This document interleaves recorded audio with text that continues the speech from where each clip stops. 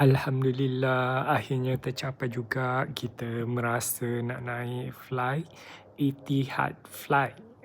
Ini ialah flight yang dibangunkan oleh negara Abu Dhabi. Macam inilah rupanya keadaannya dalam flight. Ni waktu mula-mula masuklah, ramailah orang dan kita ni tengah duk tonyo-tonyo macam-macam, tengok apa cerita yang ada. Tapi tak banyak pilihan berbanding dengan flight MAS. Filem ataupun drama pun tak banyak sangat. So kita duk godek-godek lah apa yang ada dekat situ. Adalah dia bagi bantal ni untuk kita tidur. Kalau nak tidur, ambil lah bantal tu, letak dekat kepala kau. And then lain-lain tu dia ada bagi beberapa benda lain macam selimut, and then alatan untuk pendengaran, and then benda-benda berkaitan dengan untuk kita tidur dan sebagainya. Ni masih ruangan waktu orang masuk. So kita ni selfie je.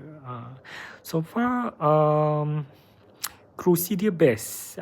Kau perasan tak dekat belakang, dekat kiri kanan, dekat kepala tu, pakcik ni nak tukar-tukar seat pula. Tak adalah. Kita ni tengah membebel ni seorang-seorang ni. Tengok tu seat dia bagus. Kita boleh, kalau kita nak terlentuk dan sebagainya, taklah kita terlentuk sampai ke sebelah sebelah jiran kita yang duduk sebelah kan. Ini ialah kita ni tengah mencari apa yang ada dalam ni. Last kita ni tengok apa yang ada. Friends je lah. Mana Friends ni best juga drama ni. Jadi kita pilih drama Friends untuk hiburan sepanjang ni. Kita tengoklah sekejap. Di samping tu tengok juga flight kita ni dah sampai ke tak. Alhamdulillah, ini ialah makanan yang dia bagi. Makanan dia bagi bukannya nasi ya. Jangan harap nasi.